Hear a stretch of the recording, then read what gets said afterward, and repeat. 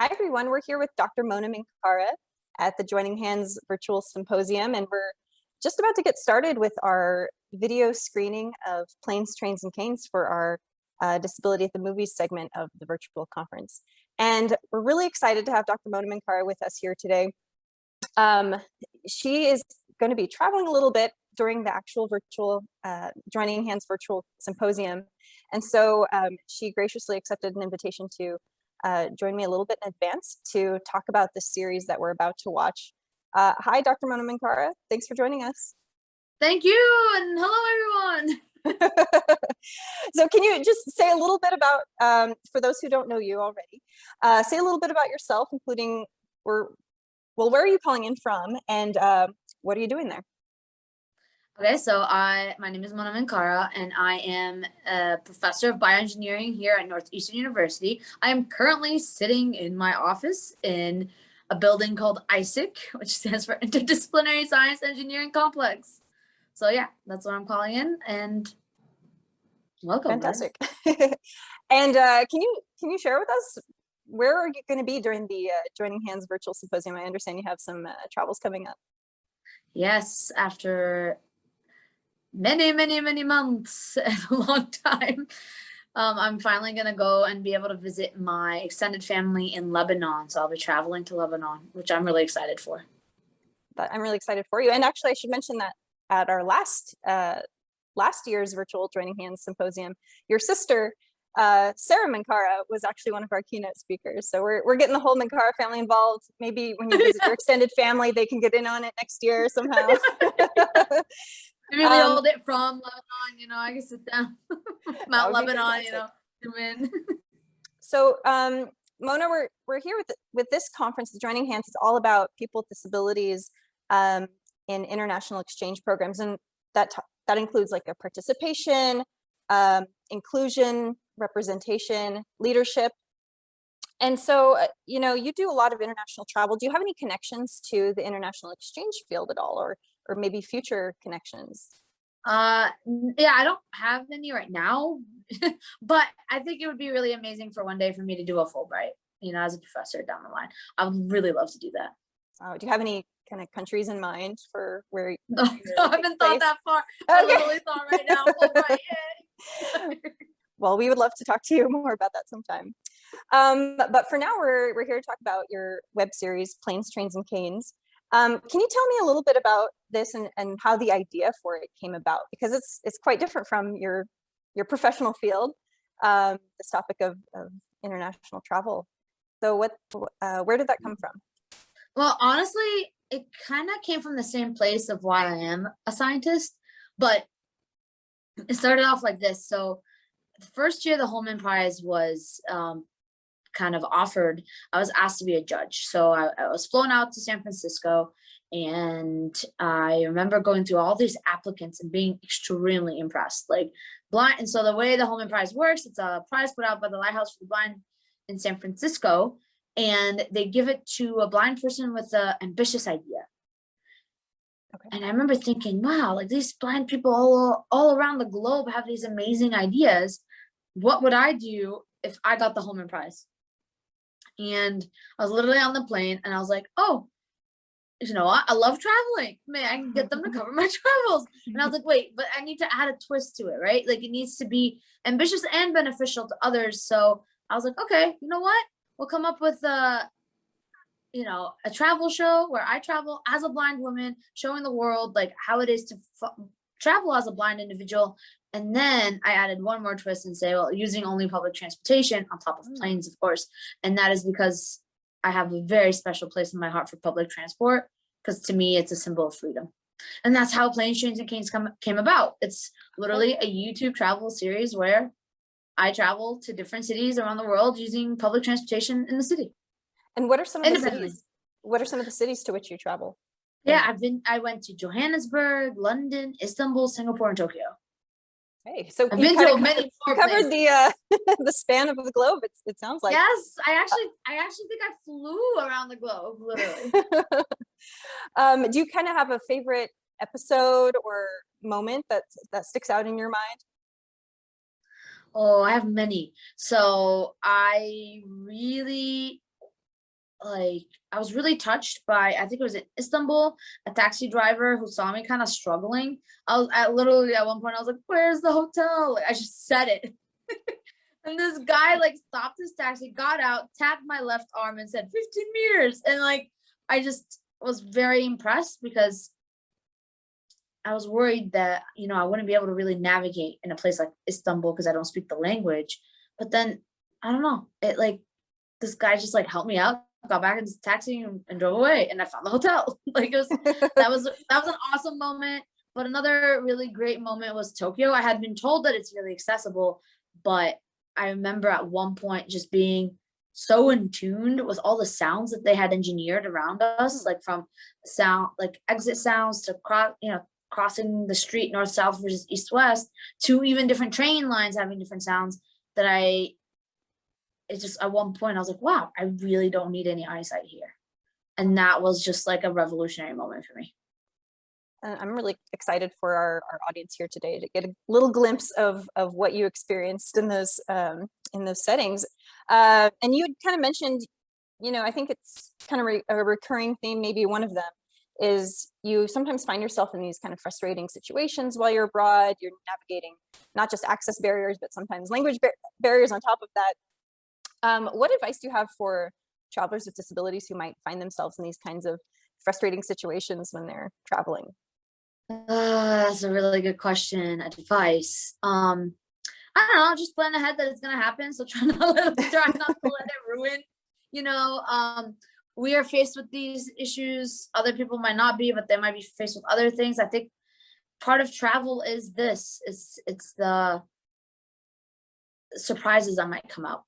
And so I don't know, try to enjoy yourself, be patient. It's frustrating when people do that, but at the end of the day, like, you get to decide how your day goes emotionally. It can be difficult, but no, try to enjoy yourself. That's the best I can say. I think It's not easy. I don't sage know. advice. And then, are you still in touch with some of the people that you met during when you were filming? No, I didn't do. I mean, you mean the people that I filmed with, or the people that I met along my travels? Well, along the way, I noticed on your YouTube channel, you have kind of a follow-up segment where you're interviewing friends of Planes, Trains, and Canes. And I was wondering if you could say something about that.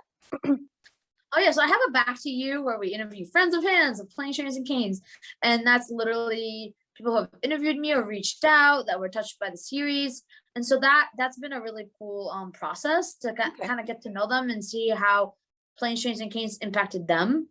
So that they are like, I'm in touch with them, but like random people that I met along my journey, like I feel like I made some really genuine human connections, but I didn't do a good job keeping track of their contacts. So if they're listening, please reach out, because there were some pretty awesome people.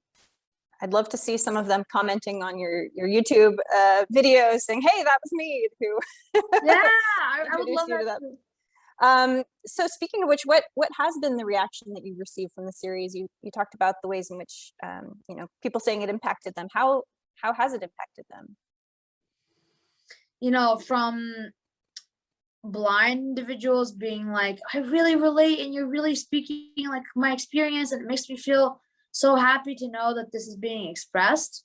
From that to sighted folks being like, I never thought about this, even though I've known you almost your whole life. I never really thought about how this goes. So like I feel like I got a gamut of reactions. These are from people that I know. Online, I feel like we really inspired a lot of discussion. Like there's a moment in London where I kind of get into a little bit of a disagreement with the underground employee, and I mean, he was really nice and he actually double checked everything we were talking about, but that particular scene caused a lot of debate, like online, a lot, from YouTube to Reddit to, like, it really caused discussion, and that brings me joy. That's the whole point of the series, is let's talk about this. Yeah.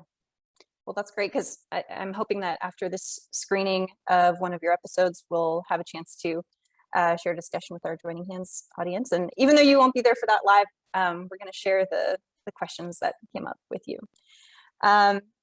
What do you hope that travelers with disabilities will learn from watching Planes, Trains, and Canes? What are you hoping they'll get out of it? Well, honestly, like, they're part of the audience, of course, but I really wanted this series to be for the non-disabled community, to try to Okay. kind of, I wanted to bring them along for the journey. So, I wasn't necessarily with the mindset is here, let me teach this to the disabled community. No, I was like, let me bring the non-disabled community along for the ride so that they can experience it. Hmm. Yeah. And speaking of that, you don't see a lot of international travel series that star people with disabilities, or at least I haven't seen as many. But now, with YouTube, people are making their own. They're kind of taking it into their own hands. But there's still, how do you make a video series accessible to a cross-disability audience? Because even though, like you say, you're wanting to reach non-disabled people, you still want it to be an experience that's going to be accessible to people with disabilities, but Exactly. inclusive. So can you tell me some of the things that might be a little bit different about your series from other travel Yeah. series? So I actually did a lot of thinking about this. It's really important that there's an equitable experience for people to watch, and to the best of my ability. And so what we've done is, of course, every episode is closed captioned, but there's embedded audio descriptions. Every episode already has audio description, and we've kind of introduced the concept almost from a character perspective. It's almost like our audio describer Ted, who's also our editor actually, is almost like a character, like narrating, describing what's happening. And that was intentionally done. And there is no version of the video without the audio description. It's just there for everyone. And this ends up making it an experience for all to enjoy. What kinds of things in the environment do you instruct Ted to comment on specifically? Because you have to kind of make decisions about what you're describing, what you're maybe leaving out. Well, the storyline needs to be cohesive if you watch it with your eyes closed, right? Like you need to make sure you're describing things that are pivotal to the storyline, what is happening, right? Like if you neglect, if you hear a screeching sound and you neglect saying, oh, car almost hit Mona, like then a blind person is not experiencing that. Like it's really important to be able to get the same story with your eyes closed. Yeah. And while you're actually experiencing it, when you were traveling, did anyone that you were traveling with describe things that were around you, or was it kind of a surprise? Like it wasn't until you heard the audio description that maybe you noticed something in the background that you didn't notice at the time? A combination of both. That's a very good question. So like as I was traveling, the whole point was to travel independently. So I didn't actually talk to my camera woman, Natalie Guzzi. I didn't know, I just didn't know what was around me, only what I could deduce based on sound. And so there are some things I could deduce based on sound, like, car coming at me or whatever. But there are things afterwards that are like, oh, this person looked at you funny, or this, like those things were completely lost to me in life. Like, yeah. So a combination of both. So the power of audio description can kind of enhance that experience. Yeah.